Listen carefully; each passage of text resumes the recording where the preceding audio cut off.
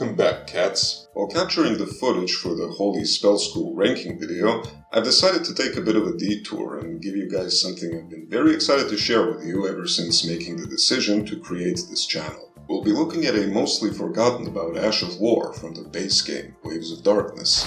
It hides an interesting secret that I haven't seen anybody mention before, and it's something I discovered after doing some experimentation with synergy-based builds.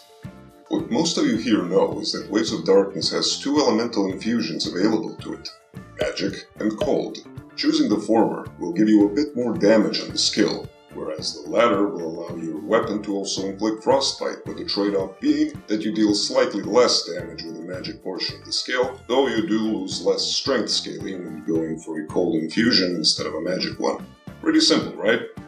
Well, not quite. You see, there are three camps of people here. Those that believe that that's all there is to it, those that think that the waves portion of the skill also applies frostbite, and those of us who know the truth, that Waves of Darkness on colossal weapons becomes a frostbite machine, entirely comparable to the likes of the Darkmoon Greatsword and even the low-key broken Death's Poker. Yes, I just said that, and I will prove it to you. So, what's the secret? Surely the waves either apply additional frostbite or not. So which is it? The answer is actually no, they don't. I swear, bro, I saw the waves proc frostbite with my own eyes at least like 10 times. It's simple, they just have a lower status effect multiplier and thus trigger it way less frequently. And how can it possibly be the best frostbite Ash of colossal weapons when you just said the waves don't proc frostbite? Explain yourself, dude. Alright, settle down, I'm getting to it. In order to fully explain the secret frostbite mechanic of this skill, I will be using one of the Drakes of Caelid as a test dummy.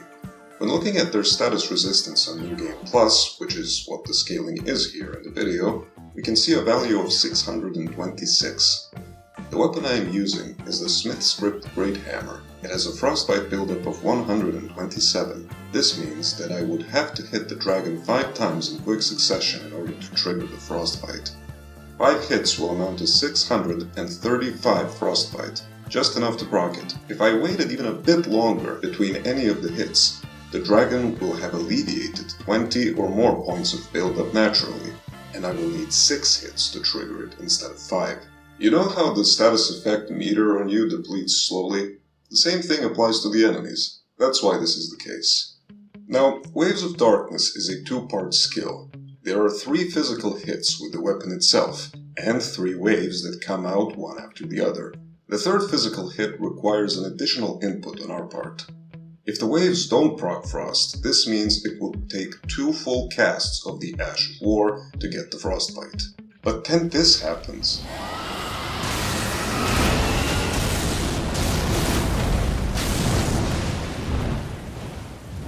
Just as the second wave connected, the dragon was afflicted with frostbite. So the waves do proc frost, and they deal just as much frostbite as regular attacks, right?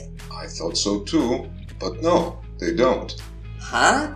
Here is the sped up footage of me trying to proc frost with only the wave portion of the skill. No matter how many waves the dragon was hit with, the proc just wasn't coming. I had to make sure not to hit it with the weapon portion, but it wasn't difficult since the AoE of the waves is actually quite large. I did this for probably half an hour, and no dice. Huh? How's that possible? Is it a bug? I just saw you proc it in a single cast. What gives? I too was very confused by this initially, but I sensed that answers were close. I started looking for other solid candidates to test this out on, and after many failed tests, I came across a giant land octopus in western Liurnia. I was looking for creatures with large HP pools, but low frost resistance in order to fully rule out the waves inflicting any frostbite. The giant land octopus has a frost resistance of only 144, meaning that it would be close to frostbite after only a single regular attack. This is perfect for my testing. Hitting it once with a normal attack would leave it with only 19 more frostbite buildup necessary to proc. If the waves do in fact have some slight frostbite, I would know. To my astonishment, the waves just would not proc anything. I kept thinking that I was going insane. I knew there has to be more to this, and just as I was ready to quit, it happened. This just absolutely blew my mind, because I realized that the frostbite happened after the wave already hit. And only after replaying the footage several times and cross-comparing it with the dragon footage did I finally crack the code.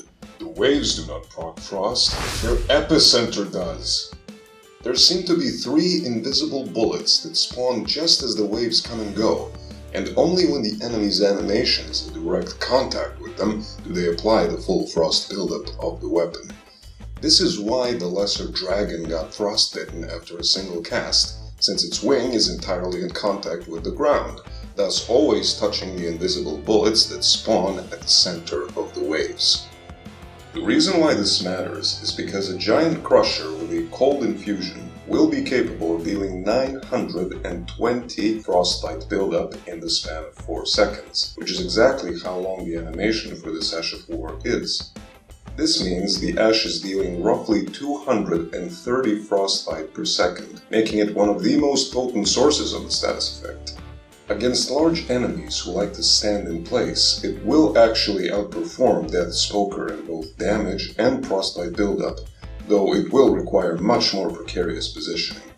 The Poker also has the advantage of a lingering AoE trail, making it far more cost efficient.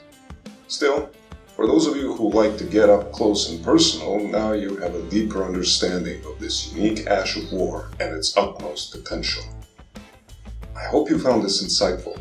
Now I'm gonna go back to making the next ranking video. Be well, cats!